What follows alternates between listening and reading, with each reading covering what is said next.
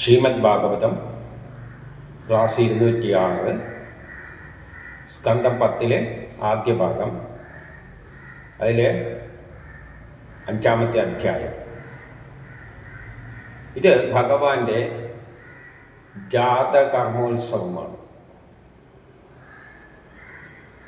അപ്പം നമുക്ക് കഥയിലേക്ക് പോകാം. 1-2 ശ്രീ ശുകൻ പറയുന്നു, നന്ദഗോപൻ ഉണ്ണിയുണ്ടായപ്പോൾ സന്തുഷ്ടനായി കുളിച്ച് ജ്യോതിഷം മതിയാവുന്നവരെ വിളിച്ച് പുത്രൻ്റെ സ്വസ്തി വചനം ചൊല്ലിയ ശേഷം ജാതക കർമ്മം നടത്തി.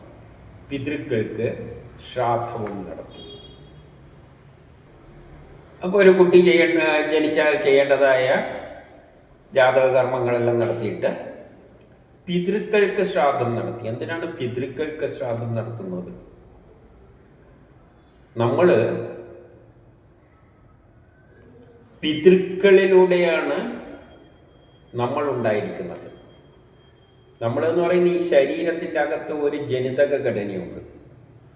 ഈ ജനിതക ഘടന അച്ഛൻ്റെ അമ്മേൻ്റെയിൽ നിന്ന് വന്നതാണെങ്കിലും ആ അച്ഛൻ്റെ അമ്മേൻ്റെയിലുള്ളതിലും അവർക്ക് കിട്ടിയിരിക്കുന്ന അവരുടെ അച്ഛൻ്റെ അമ്മേൻ്റെയും മുകളിൽ നിന്നാണ്. അങ്ങനെ ഒരു ചെയിനായിട്ട് വരികയാണ്, ട്രാൻസ്ഫർ ചെയ്തിട്ട് വരികയാണ്. അപ്പം നമ്മുടെ ജനിതക ഘടനയിൽ നമ്മൾ അച്ഛൻ്റെ അമ്മേൻ്റെ മാത്രമല്ല, അവരുടെ അച്ഛൻ്റെ അമ്മേൻ്റെയും അവരുടെ അച്ഛൻ്റെ അമ്മേൻ്റെയും അവരുടെ അച്ഛൻ്റെ അമ്മേൻ്റെയും എല്ലാം ഗുണഗണങ്ങൾ അടങ്ങിയിരിക്കുന്നുണ്ട്. ഒരു പുതിയൊരു സൃഷ്ടിയെ നടത്തുവാനുള്ള പല ഘടകങ്ങൾ അടങ്ങിയതാണ് നമ്മളുടെ ജനിതക ഘടന.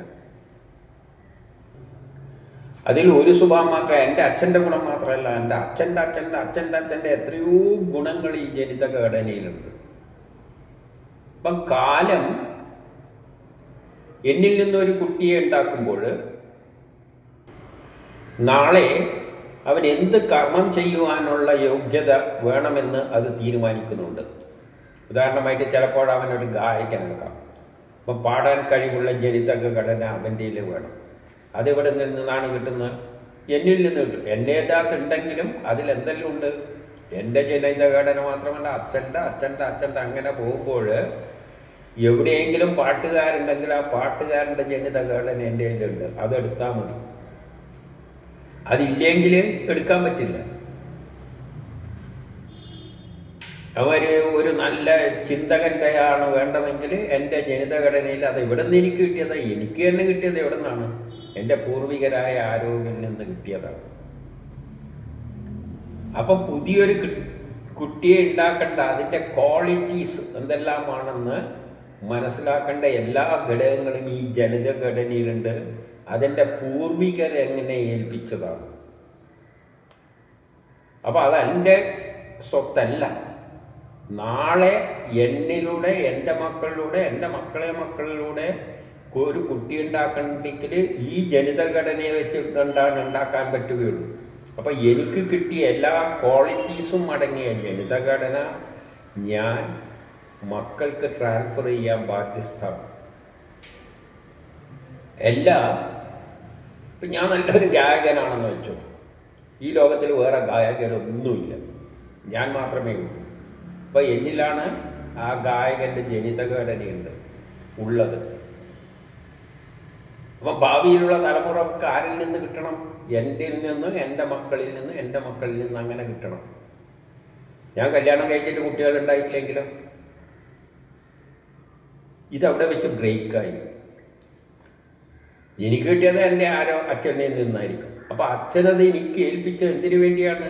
ഭാവിയിലുള്ള തലമുറകൾക്ക് വേണ്ടി ഉപയോഗിക്കാൻ വേണ്ടിയിട്ട് ഏൽപ്പിച്ച ഒരു നിധിയാണത്. അത് കൈമാറിക്കൊടുത്തേ പറ്റൂ. കൈമാറിക്കൊടുത്തിട്ടില്ല എങ്കിൽ നമ്മളെ പൂർവികരോട് കാണിക്കുന്ന ഒരു അനീതിയാണത്. കാരണം അവരത് നമ്മളെ ഏൽപ്പിച്ചത്, അവർക്കത് കിട്ടിയത് അവരുടെ മുകളിൽ നിന്നാണ്. ഇതിങ്ങനെ ട്രാൻസ്ഫർ ചെയ്ത് കൊടുക്കേണ്ടതാണ്. അപ്പം ഞാനത് ട്രാൻസ്ഫർ ചെയ്യാതെ മിണ്ടാണ്ടെന്ന് കഴിഞ്ഞാൽ നമ്മളെ പൂർവികരെ മുഴുവനാണ് ചതിക്കുന്നത്. അവരൊരു വിശ്വാസത്തിലാണ് നമ്മളെ ഏൽപ്പിച്ച് അടുത്തവർക്ക് കൊടുക്കണം എന്നുള്ളത്. അതുകൊണ്ടാണ് മക്കളുണ്ടായാൽ മാത്രമേ പിതൃക്കൾ സന്തോഷിക്കൂ എന്ന് പറയുന്നത്. കാരണം അവർ വിശ്വസിച്ചിട്ട് നമ്മളെ ഏൽപ്പിച്ചു. ഇനിയുള്ള തലമുറ ഉണ്ടാക്കാൻ വേണ്ട ആ എല്ലാ ഗുണങ്ങളും അടങ്ങിയ ജനിതക ഘടന നമ്മളത് കൈമാറിയിട്ടില്ല എങ്കിൽ ആ പൂർവികരോട് നമ്മൾ ചെയ്യുന്ന വഞ്ചനയാണ്. കാരണം അവർക്ക് പോലും മോശം കിട്ടില്ല. കാരണം ഇതെല്ലാം അമൂല്യമാണ്. ഇതിൽ നിന്നാണ് പുതിയ തലമുറ ഉണ്ടാകേണ്ടത്. നമ്മൾ ഈ വംശനാശമെല്ലാം സംഭവിക്കുന്നു എന്ന് പറഞ്ഞ മാതിരി തന്നെ മനുഷ്യരുടെ സ്വഭാവ വിശേഷങ്ങളിലുള്ള ജനിതഘടന നമ്മളിലുണ്ട്. പലവരിലും പല വ്യത്യസ്തമാണ്. അപ്പം മക്കളുണ്ടായിട്ടില്ലെങ്കിൽ ഇത് നഷ്ടപ്പെട്ടു പോകും. നമുക്ക് കിട്ടിയത് നമ്മളല്ല. ഇതിൻ്റെ ഒത്ത കടപ്പാട് ആരോടാണ്? പൂർവികരോടാണ്. അതുകൊണ്ടാണ് പിതൃക്കൾക്ക് ശ്രാദ്ധം നടത്തുന്നത് എന്ന് പറഞ്ഞാൽ ഇനി നിങ്ങൾക്ക് സ്വർഗത്തിൽ പോകാം, നിങ്ങളെ ഏൽപ്പിച്ച. അപ്പോൾ എൻ്റെ അച്ഛന് സ്വതന്ത്രമായി, കാരണം മകനെ ഏൽപ്പിച്ചു, മകൻ വേറെയാൾക്ക് കൊടുത്തിട്ടുണ്ട്, ആ നിലയിലെത്തി. അപ്പോൾ അവർ സ്വതന്ത്രമാകും. ആ നിലയിൽ വേറെ അർത്ഥമൊന്നും അതിനില്ല. പക്ഷെ അതിന് വലിയ ശാസ്ത്രീയമായ ഒരു വശമുണ്ട്. അതിനുശേഷം നല്ലവണ്ണം അലങ്കരിച്ച 2 ലക്ഷം പശുക്കളെ മഹാബ്രാഹ്മണർക്ക് ദാനം ചെയ്തു. ഗോപരുടെ എല്ലാം സ്വഭാവവിശേഷമാണ് ഇനി ഉണ്ടാകാൻ പോകുന്ന വ്യവസ്ഥിതിയുടെ അടിത്തറ. അത് പറയാനാണ് ഈ നന്ദഗോപരുടെ പ്രത്യേകത പറയാണ്. ഇതുപോലെയായിരിക്കും ആ അദ്ദേഹത്തിൻ്റെ കീഴിൽ, കൃഷ്ണൻ്റെ കീഴിൽ ഉണ്ടാകുന്ന ലോകത്തിൻ്റെ ആ ജനവിഭാഗത്തിൻ്റെ ഇല്ലേ ആ ദേശത്തിൻ്റെ പ്രത്യേകത. അവരെന്ത് ചെയ്യാണ്? 2 ലക്ഷം പശുക്കൾ. അന്നേരത്തെ പശു എന്ന് പറഞ്ഞാൽ ദാനമാണ്. ദാനം നൽകിയാണ്. ആർക്ക്? ബ്രാഹ്മണർക്ക്. ബുദ്ധിയുള്ള ആൾക്കാരൊന്നും തന്നെ കഷ്ടപ്പെടാൻ പാടില്ല. അവരെ പ്രോത്സാഹിപ്പിക്കണം. ലോകം പുരോഗമിച്ചിരിക്കുന്നത് ബുദ്ധിയുള്ളവരുടെ, ശാസ്ത്രജ്ഞന്മാരുടെ കണ്ടുപിടുത്തം കൊണ്ടാണ് ലോകം പുരോഗമിച്ചത്. അവരെ കഴിച്ചിട്ടേ ബാക്കിയുള്ളവർക്ക് പ്രാധാന്യമുള്ളൂ. അപ്പോൾ അവർക്ക് വേണ്ട എല്ലാ സൗകര്യം, അവർക്കാണെങ്കിൽ ഗവേഷണം നടത്തുന്ന ശാസ്ത്രജ്ഞർ, അവരെയാണ് ബ്രാഹ്മണർ ഉദ്ദേശിക്കുന്നത്. അവർക്കാണെങ്കിൽ തിന്നുന്നതിലും കുടിക്കുന്നതിലും ഒന്നും അല്ല താല്പര്യം, പുതിയ പുതിയ കണ്ടുപിടുത്തങ്ങൾ നടത്തുന്നതിന്. അവരവരുടെ ജീവിതം തന്നെ അതിന് മാറ്റിവെച്ചിരിക്കുക. അപ്പം അവർക്ക് അങ്ങോട്ട് കൊണ്ട് കൊടുക്കണം. അവർ ചിലപ്പം ഭക്ഷണം കഴിക്കാതെ പോലും ഗവേഷണത്തിൽ മുഴുകിയെന്ന് വരും, കുളിക്കാതെ ഒന്നും ചെയ്യാതെ. അപ്പോൾ അവരെ അറിഞ്ഞുകൊണ്ട് നമ്മൾ സഹായിക്കണം. അതാണിവിടെ ബ്രാഹ്മണർക്ക് എപ്പോഴും മുൻതൂക്കം എന്ന് പറയുന്നതിൻ്റെ അർത്ഥം. ചിന്തകരായ ആൾക്കാർ, ബുദ്ധിമാന്മാരായ ആൾക്കാർ, അവരെ നമ്മളെപ്പോഴും, അത് മനുഷ്യവർഗത്തിൻ്റെ ഏറ്റവും അമൂല്യമായ ആൾക്കാരാണ് ഈ ബുദ്ധിമാന്മാരായ ആൾക്കാർ. ലോകം അവരിലാണ്, ഇവിടെയാണ് മുന്നോട്ടേക്ക് പോകുന്നത്. അപ്പോൾ അവരെ പ്രൊട്ടക്റ്റ് ചെയ്യണം. കാരണം അവർ സ്വയം അവരവരുടെ ജീവിതത്തെ താല്പര്യമെടുക്കുന്നവരല്ല. അപ്പം നമ്മുടെ സമൂഹത്തിൻ്റെ ഉത്തരവാദിത്തമാണ് അവരെ കാര്യം നോക്കൽ. അത്തരത്തിൽ വേണം ബ്രാഹ്മണർക്ക് പശുക്കളെ ദാനം ചെയ്യാൻ. അല്ലാതെ ഇന്നത്തെ തരത്തിലുള്ള ജാതി വ്യവസ്ഥയിലുള്ള ബ്രാഹ്മണരല്ല ഇവിടെ ഉദ്ദേശിക്കുന്നത്. ബ്രാഹ്മണർ എന്ന് പറഞ്ഞാൽ ബ്രഹ്മത്തെ അടക്കം മനസ്സിലാക്കിയ ഋഷിതുല്യരായ മനുഷ്യർ, അല്ലെങ്കിൽ ആധുനിക ശാസ്ത്രജ്ഞർ. എന്നിട്ട് ഇനി 4 മനസ്സ്, ദേഹം, ശിശുക്കൾ, നമ്മുടെ ഇന്ദ്രിയങ്ങൾ, ബ്രാഹ്മണർ, ധനധാന്യാദികൾ, ഇവയെല്ലാം എന്നീ പദാർത്ഥങ്ങളെല്ലാം ശുദ്ധമാക്കാനുള്ള വഴികൾ പറയുകയാണ്. മനസ്സ്, ദേഹമെല്ലാം. ഉദാഹരണമായി കാലം കൊണ്ട് നമ്മുടെ മനസ്സെല്ലാം ശുദ്ധമാകും. കാരണം കാലം കഴിയുന്നതോറും നമ്മുടെ മനസ്സിന് പുതിയ പുതിയ അറിവുകൾ കിട്ടുകയും നമ്മൾ അതിനനുസരിച്ച് നമ്മുടെ അജ്ഞത മാറിക്കൊണ്ട് വരികയും ചെയ്യും. ഏത് മനുഷ്യൻ്റെയും കാലം കഴിയുമ്പോൾ കുറേ അവർ അനുഭവത്തിൽ നിന്ന് പഠിക്കുന്നു. കുളി കൊണ്ട് ശരീരമെല്ലാം ശുദ്ധമാകും. തപസ് എന്ന് പറയുമ്പോൾ നമ്മളൊരു കർമ്മം ചെയ്യുമ്പോൾ അതിൽ തന്നെ മനസ്സ് കേന്ദ്രീകരിച്ചു കൊണ്ട് പോകുന്നതിനാണ്. ഒരു ലക്ഷ്യമുണ്ട്, അതിലേക്ക് തന്നെ മനസ്സ് കേന്ദ്രീകരിക്കണം. പിന്നെയോ യാഗങ്ങളെല്ലാം പിന്നെ നമ്മൾ ചെയ്യേണ്ട ധർമ്മങ്ങൾ തന്നെയാണ്. പിന്നെയോ ദാനം. നമ്മളെല്ലാം ദാനം ചെയ്യാൻ ശീലിക്കണം. നമുക്ക് വേണ്ടിയൊന്നും ദാനം ചെയ്യുക എന്ന് പറഞ്ഞാൽ നമ്മളിൽ നിന്ന് കൊടുക്കുക എന്നതാണ്. നമ്മളെപ്പോഴും കിട്ടുക എന്ന് ഉദ്ദേശിക്കുന്നതാണ്. അതല്ല വേണ്ടത്. നമ്മൾ നമ്മുടെ ശരീരവും മനസ്സും കർമ്മങ്ങളും എല്ലാം രാഷ്ട്രത്തിനായി കൊടുക്കുവാൻ തയ്യാറാണ്. ആർക്ക്? രാഷ്ട്രത്തിന്, അല്ലേ കാലത്തിന്, അല്ലേ സ്വീകരിക്കും. കാരണം നമ്മളെ സൃഷ്ടിച്ചത് കർമ്മം ചെയ്തു കൊടുക്കാൻ വേണ്ടിയാണ്. അപ്പം നമ്മളെപ്പോഴും ദാനം ചെയ്യുക, നമുക്കുള്ളതെല്ലാം അങ്ങോട്ട് കൊടുക്കുവാനുള്ള ഒരു ചിന്താഗതി ഉണ്ടാക്കുക. അതാണ് ദാനം കൊണ്ട് അർത്ഥമാക്കുന്നത്. പിന്നെ എപ്പോഴും സന്തോഷമായിട്ടിരിക്കുക എന്നിവ കൊണ്ടെല്ലാം എന്തുണ്ടാവും? മനസ്സും ദേഹവും കുട്ടിയും നമ്മുടെ ഇന്ദ്രിയങ്ങളും ഒരു ബ്രാഹ്മണ സ്വഭാവം അവനിൽ ഉണ്ടാകും. ധനധാന്യാദികൾ, നമ്മൾ ഉപയോഗിക്കുന്ന വസ്തുക്കളെല്ലാം തന്നെ ശുദ്ധമായി തീരും. കാരണം നമ്മൾ സ്വാർത്ഥത വെടിഞ്ഞിട്ട് നമുക്ക് കിട്ടുന്നത് നമ്മളെടുത്ത് ഉപയോഗിക്കാൻ പോവുകയാണ്. ജീവൻ പരമാത്മജ്ഞാനത്താൽ ശുദ്ധമാകുന്നു. ജീവൻ ശുദ്ധമാകണ്ടെങ്കിൽ ആ പരമാത്മാവിനെ പറ്റിയുള്ള ജ്ഞാനം നേടിയേ പറ്റും. അഞ്ചിൽ പറയുകയാണ്, ബ്രാഹ്മണർ, പൗരാണികന്മാർ, പ്രശംസകന്മാർ, പിന്നെയോ സ്തുതിപാഠകർ എന്നിവരെല്ലാം അവിടെ എത്തിയിട്ട് എന്ത് ചെയ്തു? മംഗളവചനങ്ങൾ ചൊല്ലി, പാട്ടുകൾ പാടി, ദുന്ദുബികൾ മുടക്കി, അടിച്ചു തളിച്ചു വൃത്തിയാക്കിയ ഉമ്മറം മുറ്റം, ഗൃഹാന്തർഭാവങ്ങൾ എന്നിവയോടുകൂടിയ ഗോകുലം, അതായത് എല്ലാം ശുദ്ധമാണ്. അത്രയും നീറ്റാണ് അവിടെയുള്ള സിസ്റ്റം. കൊടിത്തോരണങ്ങളെല്ലാം അലങ്കരിച്ചിട്ട് പൂമാല, കൊടിത്തോരണങ്ങൾ എന്നിവയെല്ലാം കൊണ്ട് അലങ്കൃതമായിരുന്നു. ഒരു ഉത്സവത്തിൻ്റെ പ്രതീതിയായിട്ട് ചിത്രീകരിക്കുകയാണ്. പശു, കാളാക്കുട്ടി മൂലാവയെല്ലാം മഞ്ഞൾ, എണ്ണ തേച്ച് മഞ്ഞളും കൂടി ചാർത്തിയിട്ട് മയിൽപ്പീലിയെല്ലാം വെച്ച് അലങ്കരിച്ച് വസ്ത്രമെല്ലാം ഉടുപ്പിച്ച് പൊന്നിൻ ചങ്ങലയെല്ലാം കെട്ടി, പൊന്നിൻ്റെ ചങ്ങലയാണ് എല്ലാം അണിയിച്ചു കൊണ്ടാണ് പശുക്കുട്ടികളെ എല്ലാം അറേഞ്ച് ചെയ്തത്. 8 ഗോപന്മാർ വിലപിടിച്ച വസ്ത്രങ്ങൾ, അതായത് എല്ലാവരും ഒരു കുടുംബത്തിലെ അംഗത്തെ പോലെ ആഘോഷിക്കുകയാണ് കൃഷ്ണൻ്റെ ജനനം. എല്ലാവരും ഒരു കുടുംബത്തിലെ അംഗത്തെ പോലെ. 2 വീട്ടിലുള്ളയാണെങ്കിൽ ഇപ്പുറമുള്ളവർക്ക് അസൂയായിരിക്കും, ചിലവർ പോവുകയുമില്ല. ഇതല്ല, ഒരു കുടുംബത്തിലൊരു പ്രശ്നം, ഒരു നല്ല നടക്കുമ്പോൾ എല്ലാവരും അണിഞ്ഞൊരുങ്ങുകയാണ്. അതാണ് ഇവിടെ പറയുന്നത്. ഗോപന്മാർ വിലപിടിച്ച വസ്ത്രങ്ങൾ, തലപ്പാവ് എന്നിവയാൽ അലങ്കൃതമായി അനേകം കാണിക്കകളും എല്ലായിട്ട് വന്നു.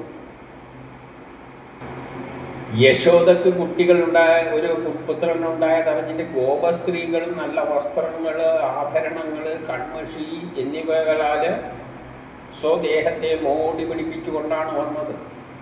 കാരണം നമ്മളൊരു വീട്ടിലൊരു ഉത്സവം നടക്കുമ്പോൾ, ഒരു ആഘോഷം നടക്കുമ്പോൾ വീട്ടുകാരാണ് ഇങ്ങനെ ചെയ്യുക. പക്ഷെ ഇതല്ല, നാട് മുഴുവൻ വസ്ത്രങ്ങളെല്ലാം അടിഞ്ഞിട്ട് ഗോപസ്ത്രീകൾ വന്നു. ഇനി ചെറുപ്പക്കാരുകളുടെ കാര്യം പറയുകയാണ്. അവരോ 10 കുങ്കുമ പൊട്ടുതൊട്ട് പുഷ്ടിയുള്ള കൂടിയ ഗോപികമാരും മംഗളദ്രവ്യങ്ങളുമെല്ലാമായിട്ട് വന്നു. എല്ലാ പ്രായക്കാരെന്ന് കാണിക്കാൻ വേണ്ടിയാണ്. എല്ലാ സ്ത്രീകളും, എല്ലാ പുരുഷന്മാരും, എല്ലാതരം ആൾക്കാരും അതിൽ പങ്കെടുക്കുകയാണ്.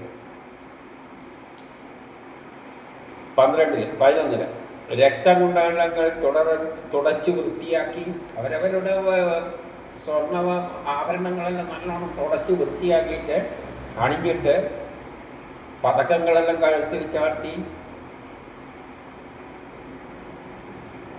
പിന്നെയോ നിറപകിട്ടുള്ള വസ്ത്രങ്ങളെല്ലാം അണിഞ്ഞ് കാപ്പണിഞ്ഞ ഗോപസ്ത്രീകൾ എന്ത് ചെയ്തു? അവരെല്ലാം ഗോപസ്ത്രീകൾ ആ ഗോപഗൃഹത്തിലേക്ക് പോയിക്കൊണ്ടിരിക്കുമ്പോൾ അവരുടെ മുടിയിൽ നിന്നെല്ലാം പൂക്കൾ ഇങ്ങനെ റോട്ടുമിൽ വീണു എന്നാണ് പറയുന്നത്. ഏറ്റവും ഇളകുന്ന കർണഭൂഷണങ്ങളാലും മാറിടത്തിലെ മുത്തുമാലകളാലെല്ലാം ശോഭിച്ചുകൊണ്ടാണ് അവർ ആ ഗൃഹത്തിലേക്ക് പോയത്. ഈ 12 ഈ ഗോപകുമാരൻ നീണാൾ വാഴട്ടെ എന്ന് കുട്ടിയെ ആശീർവദിച്ചുകൊണ്ട് മഞ്ഞൾ കലക്കിയ വെള്ളം എല്ലാവരും ആളുകളുടെ മേത്ത് അങ്ങോട്ടും ഇങ്ങോട്ടും തളിച്ച് എന്ന് പറയുകയാണ്. നമ്മൾ ഈ ഹോളിയുടെ അവസ്ഥ വരും. ഇനി 13 പറയുകയാണ്, ലോകനായകനും കാലദേശത്തിൻ്റെ അതിരൊന്നും ഇല്ലാത്തവനുമായ ശ്രീകൃഷ്ണ ഭഗവാൻ നന്ദഗോപുരത്തിൽ ആ ഗൃഹത്തിൽ ജനിച്ചതിൻ്റെ മഹോത്സവമാണ് നടക്കുന്നത്. ആ മഹോത്സവത്തിൽ പലതരം വാദ്യങ്ങളെല്ലാം മുഴങ്ങിയെന്ന് പറയണം. അത്രയും വലിയ ഒരു മഹോത്സവമായിട്ടത് കൊണ്ടാടുകയാണ് എല്ലാവരും. ഇനി 14 സന്തുഷ്ടരായ ഗോപന്മാർ. ഇപ്പം ഗോപന്മാരെല്ലാം സന്തോഷിച്ചിട്ട്, അതായത് ഒരു കുട്ടി ജനിക്കുക എന്ന് പറയുമ്പോൾ ആ ആശയത്തോടുള്ള ശ്രീകൃഷ്ണൻ എന്നതുകൊണ്ട് എന്തൊരു ലോകമാണോ വിഭാവനം ചെയ്യുന്നത് അതോടുള്ള ആഭിമുഖ്യമായിട്ട് ഇതിനെ കാണണം. ഇപ്പം ഗോപന്മാരെല്ലാം എന്ത് ചെയ്യാണ്? തൈര്, പാല്, നെയ്യ്, വെള്ളം എന്നിവയെല്ലാം എടുത്തിട്ട് അങ്ങോട്ടും ഇങ്ങോട്ടും തളിക്കുകയാണ്. അത്രയും സുഭിക്ഷിതമായ ഒരു ലോകമാണ് വിഭാവനം ചെയ്യുന്നത്. തൈരും പാലും നെയ്യും എല്ലാം എടുത്തിട്ട് അങ്ങോട്ടും ഇങ്ങോട്ടും തളിക്കുക. അപ്പം അത്രയും സുഭിക്ഷതയായ ഒരു ലോകമാണ് ഇവർ വിഭാവനം ചെയ്യുന്നത്. അതാണ് വസുദേവ കുടുംബം എന്നതുകൊണ്ട് നമ്മൾ അർത്ഥമാക്കേണ്ടത്. എന്നിട്ടോ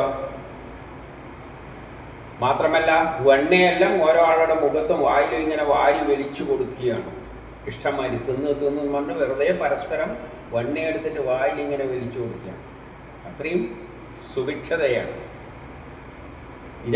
ഇതിലെല്ലാം ചില ആശയങ്ങളാണ് പ്രകടിപ്പിക്കുന്നത്. അതായത് ശ്രീകൃഷ്ണൻ വിഭാവനം ചെയ്യുന്ന ഇത്തരം സുഭിക്ഷമായ ജനങ്ങളെല്ലാം ഒത്തൊരുമിച്ച് ജീവിക്കുന്ന ഒരു വ്യവസ്ഥിതി, ഒരു കുടുംബത്തിലെ അംഗത്തെ പോലെ.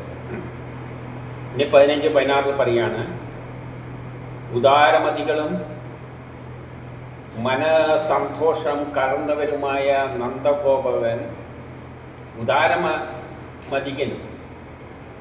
ഉദാരമതിയായ മനസന്തോഷം കലർന്നവനായ നന്ദഗോപര് മഹാവിഷ്ണുവിൻ്റെ പ്രസാദത്തിന് വേണ്ടിയും, അതായത് ഏറ്റവും വലിയ വിഷ്ണു ഭക്തൻ, ആ വിഷ്ണുവിനോടുള്ള പ്രസാദത്തിന് വേണ്ടിയും തൻ്റെ പുത്രൻ്റെ ഉന്നതിക്ക് വേണ്ടിയും ജനിച്ച കുട്ടിയുടെ ഉന്നതിക്ക് വേണ്ടിയും എന്ത് ചെയ്തു?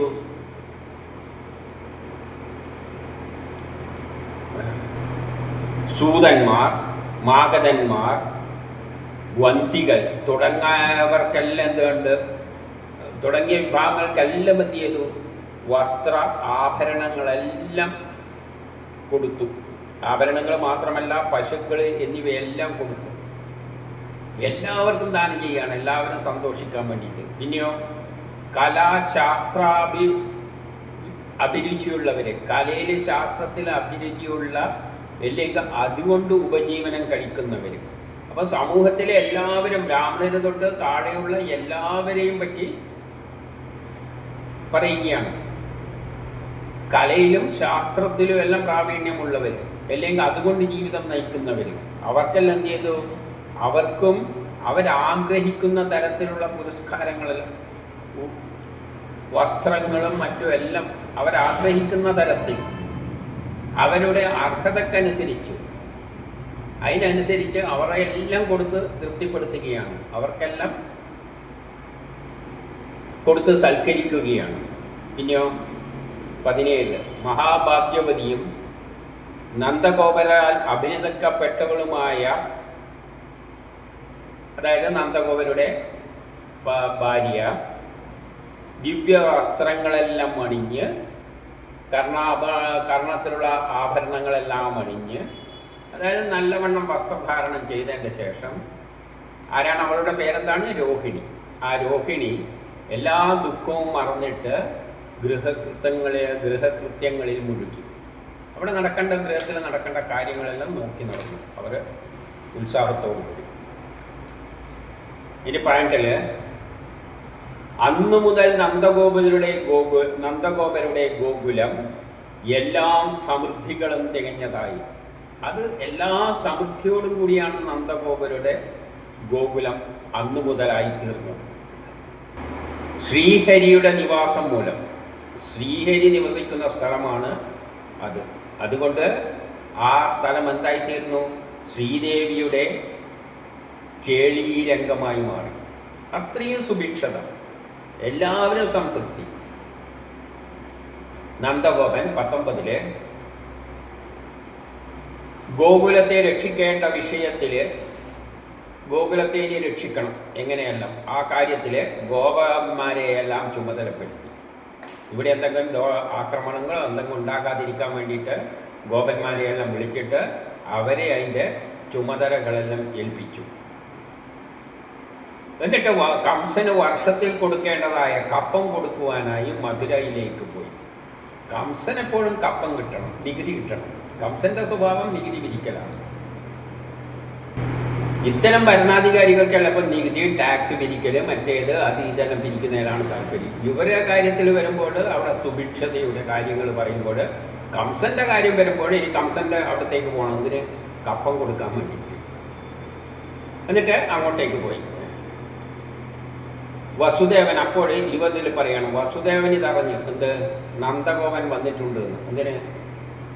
കംസന് കപ്പം കൊടുക്കാൻ വന്നിട്ടുണ്ട്, അത് കൊടുക്കുകയും ചെയ്തു എന്നറിഞ്ഞിട്ട് നന്ദഗോപരുടെ താവളത്തിലേക്ക്, നന്ദഗോപർ എവിടെയാണോ ഉള്ളത് അവിടത്തേക്ക് പോയി. എന്നിട്ട് ഇവിടെ വേറൊന്നും കൂടി പറഞ്ഞു വെക്കുന്നുണ്ട്. വസുദേവൻ്റെ അമ്മാവന് വൈശ്യശ്രീയിൽ ജനിച്ചതാണ് ആര്? ഈ നന്ദൻ. അപ്പോൾ ഇവിടെ എന്തിനാത് പറഞ്ഞതെന്ന് വെച്ചാൽ, ഇവിടെ ജാതി അത് ഇതൊന്നുമില്ല, എല്ലാവരും ഒത്തൊരുമിച്ചിട്ട് ഒരു ലക്ഷ്യത്തിന് വേണ്ടി മൂവ് ചെയ്യുകയാണ്. എന്നിട്ട് 21 തനിക്ക് പ്രിയപ്പെട്ട വസുദേവൻ വന്നതറിഞ്ഞ് സന്തുഷ്ടനായി.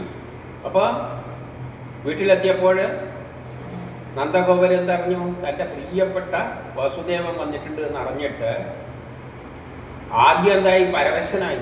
പെട്ടെന്ന് കാണാൻ, ആദ്യമായിട്ട് കുറേ കാലം കഴിഞ്ഞിട്ട് കാണുന്നതാണ്. അതുകൊണ്ട് എന്ത് ചെയ്തു? സന്തുഷ്ടനുമായി, പരവശനുമായി. അവസാനം എന്ത് ചെയ്തു? 2 കൈകളും കൊണ്ട് കെട്ടിപ്പിടിച്ചു, ആശ്ലേഷിച്ചു. എന്നിട്ട് 22 പറയാണ്, സൽക്കരിച്ച് കുശലെല്ലാം ചോദിച്ചിട്ട് ആദരിക്കുകയെല്ലാം ചെയ്തതിൻ്റെ ശേഷം വസുദേവർ ഇങ്ങോട്ട് പറഞ്ഞു, നന്ദനോട് പറഞ്ഞു. എന്ത്? കുട്ടീൻ്റെ കാര്യം അറിയണമല്ലോ. അവർ താല്പര്യത്തോടു കൂടി ക്രമത്തിൽ വിഷയത്തിലേക്ക് വന്നു. എന്താണ് പറഞ്ഞത്?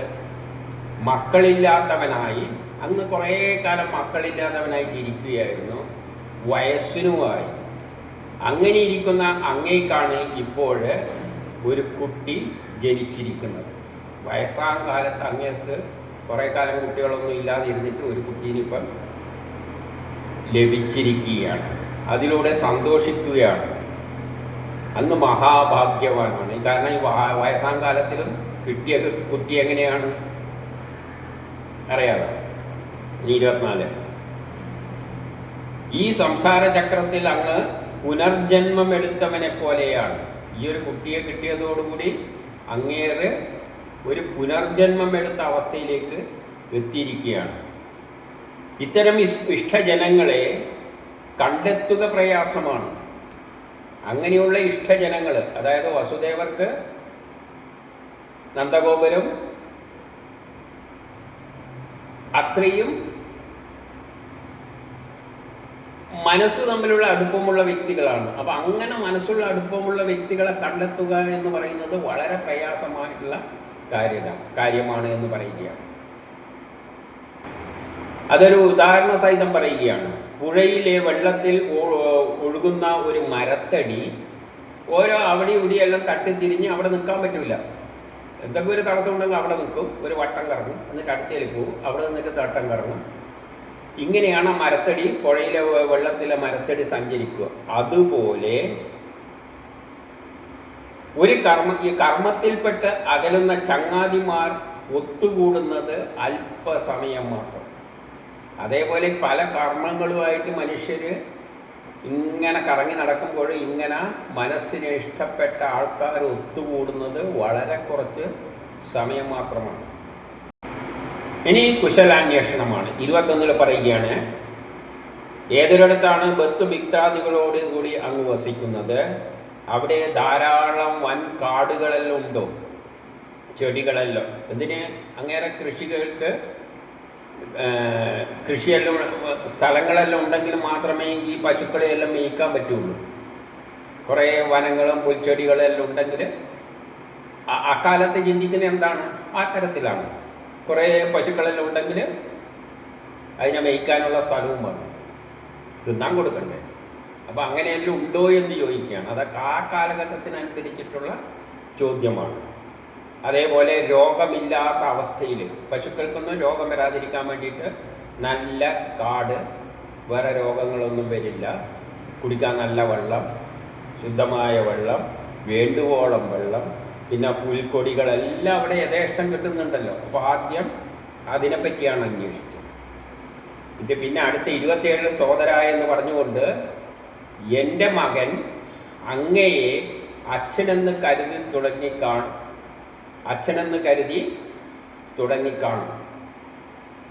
എൻ്റെ മകൻ അങ്ങേ അച്ഛനായിട്ട് കാണാൻ തുടങ്ങിയിട്ടുണ്ടാവും എന്ന് വിചാരിക്കുന്നു. ഇപ്പോൾ നിങ്ങൾ ഇരുവരും ലാളിച്ച് വളർത്തട്ടെ. നിങ്ങൾ രണ്ടുപേരും കൂടി അതിനെ ലാളിച്ച് വളർത്തിക്കൊള്ളുക.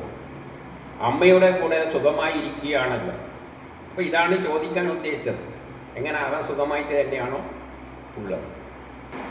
ഈ 28 പറയാണ്, മനുഷ്യരുടെ ധർമ്മ അർത്ഥ കാമങ്ങളെല്ലാം ഭാതൃപുത്രാദികൾക്ക് ഉദ്ദേശിച്ചിട്ടുള്ളതാണെന്ന് പറയപ്പെടാറുണ്ടല്ലോ. ഒരാളുടെ സ്വത്തല്ല ആർക്ക് വേണ്ടിയാണ്? ഭാതൃപുത്രാദികൾക്കെല്ലാം വേണ്ടിയിട്ടുള്ളതാണ്.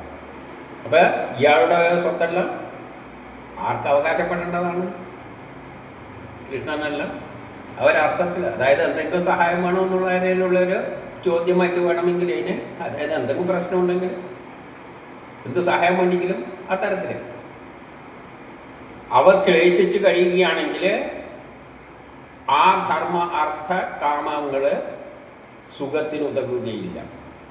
നേരെ മറിച്ച് ആ സ്വത്തും വെച്ചിട്ട് ഇവരെല്ലാം, ഈ മക്കളെല്ലാം അത് അനുഭവിക്കാൻ കഴിയാതെ ക്ലേശിച്ച് കഴിയുന്നുവെങ്കിൽ ഈ ധർമ്മ അർത്ഥ കാമങ്ങൾക്കൊന്നും സുഖത്തിന് ഉതകുകയില്ല. അതൊന്നും ഒരു ഗുണത്തിന് ഉതകുകയില്ല. അപ്പോൾ നന്ദഗോപര് പറയുകയാണ് 29, അയ്യോ കഷ്ടം, അങ്ങക്ക് ദേവകയിലുണ്ടായ അനേകം പേർ കൊല്ലപ്പെട്ടു, കംസനാൽ കൊല്ലപ്പെട്ടു. കഴിഞ്ഞ സംഭവം ഓർക്കുകയാണ്. അങ്ങേക്ക് കംസനിലുണ്ടായ അങ്ങേക്ക് ദേവകയിലുണ്ടായ കുറേ കുട്ടികളെ കംസൻ കൊന്നു. അവസാനമുണ്ടായ പെൺകുട്ടിയാകട്ടെ, അവശേഷിച്ചിരുന്ന പെൺകുട്ടിയാകട്ടെ, അവളും സ്വർഗലോകം പോയി. നേരെ ഉയർന്നങ്ങ് മുകളിലോട്ടേക്ക് പോവുകയല്ലേ ഇത്. പിന്നെ ഒരു പെൺകുട്ടിയായിട്ട് അത് വന്ന് സ്വർഗത്തിലേക്ക് പോയി. എന്നിട്ട് 30 പറയുകയാണ്, തീർച്ചയായും ഈ മനുഷ്യവർഗം അദൃഷ്ട എന്ന് പറയുന്നത് പാപപുണ്യങ്ങളായിട്ട് കർമ്മങ്ങളെല്ലായിട്ട് കാണാം. ഇതിലെ അദൃശ്യമായ ഒരു ശക്തിയുടെ, അദൃഷ്ട ശക്തിയുടെ കരങ്ങളിൽ നിലയുറപ്പിച്ചതാണ്. നമ്മുടെ മനുഷ്യർ വർഗത്തിൻ്റെ എല്ലാം കാര്യം ഏതോ ഒരു അദൃശ്യ ശക്തിയിലാണ് സ്ഥിതി ചെയ്യുന്നത്. ആ അദൃഷ്ട ശക്തിയുടെ നിയന്ത്രണത്തിലാണ് ഉള്ളത്. നമ്മളെല്ലാം ഏതോ ഒരു അദൃഷ്ട ശക്തിയുടെ നിയന്ത്രണത്തിലാണ് ഉള്ളത്. നമ്മളെ സൃഷ്ടിച്ചിരിക്കുന്നത് ആ പ്രപഞ്ച സൃഷ്ടി നടത്തിയ ശക്തി തന്നെയാണ്. അതെന്തോ ലക്ഷ്യത്തിന് വേണ്ടി നമ്മളെ സൃഷ്ടിക്കുന്നു. എന്തിനാണ് സൃഷ്ടിച്ചതെന്ന് നമുക്കറിയില്ല. പക്ഷെ അതിന് നല്ല നിശ്ചയമുണ്ട്. എന്തെല്ലോ കർമ്മങ്ങൾ ചെയ്യിപ്പിക്കാൻ വേണ്ടിയിട്ടാണ്. അത് ചെയ്യിപ്പിച്ച് നമ്മളെ കൊണ്ട് ചെയ്യിപ്പിച്ചെടുക്കുകയും ചെയ്യുന്നുണ്ട്. പക്ഷേ നമുക്കതറിയാൻ പറ്റുന്നില്ല. അപ്പോൾ അതിൻ്റെ കരങ്ങളിലാണ് നമ്മളുള്ളത്. ആ അദൃശ്യ ശക്തിയുടെ നിയന്ത്രണത്തിലാണ് നമ്മളുള്ളത്. ആകയാൽ ആ സത്യം അറിയുന്നവർ എന്ത് ചെയ്യില്ല? വ്യസനിക്കില്ല. ഈ സത്യം മനസ്സിലാക്കിയവർ വ്യസനിക്കില്ല. ഇതെല്ലാം ശക്തി തീരുമാനിച്ച മാതിരിയാണ് പോകുന്നത്. അതുകൊണ്ട് വ്യസനിച്ചിട്ടൊന്നും ഒരു കാര്യമില്ല. ഒരു നാടകമായി ജീവിതത്തെ അങ്ങ് എടുക്കുക എന്ന അർത്ഥം. ഇനി 31 അപ്പം വസുദേവൻ പറയുകയാണ്, രാജാവിന് വർഷം തോറും കപ്പം നിങ്ങൾ കൊടുത്തു കഴിഞ്ഞു. രാജാവിന് അപ്പം രാജാവിനെപ്പോഴും കപ്പം കിട്ടേണ്ടതാണ്. ആ കപ്പം നിങ്ങൾ കൊടുത്ത് കഴിഞ്ഞു. നാം അന്യോന്യം കാണപ്പെടുകയും ചെയ്തു. നമ്മൾ പരസ്പരം കാണപ്പെടുകയും ചെയ്തു. ഇനി ഇവിടെ അധികം പാർത്തുകൂടാ. ഇനി നമ്മൾ തമ്മിൽ ഈ കൂടിക്കാഴ്ച അത്ര സുഖമല്ല. ഗോകുലത്തിലും ആപത്തിൻ്റെ സൂചനയുണ്ട്. ഇപ്പം നമ്മൾ തമ്മിൽ കൂടി നിൽക്കുന്നത് അത്ര ശരിയല്ല. ഗോകുലത്തിലും ആപത്തിൻ്റെ സൂചനയുണ്ട്. അതുകൊണ്ട് 32 ശുഗം പറയുകയാണ്, വസുദേവൻ ഈ വിധം പറഞ്ഞപ്പോൾ നന്ദഗോപരും കൂട്ടരും യാത്ര ചോദിച്ച് കാളവണ്ടികളെ പൂട്ടിയ വണ്ടിയിൽ കയറി ഗോകുലത്തിലേക്ക് പോയി. കാളവണ്ടിയിൽ അന്നത്തെ കാലഘട്ടത്തിൽ ആ വണ്ടി ആയതുകൊണ്ട് ആ തരത്തിൽ പറഞ്ഞിരുന്നേ ഉള്ളൂ. അവർ കാളവണ്ടിയിൽ കയറിയിട്ട് ഗോകുലത്തിലേക്ക് പോയി.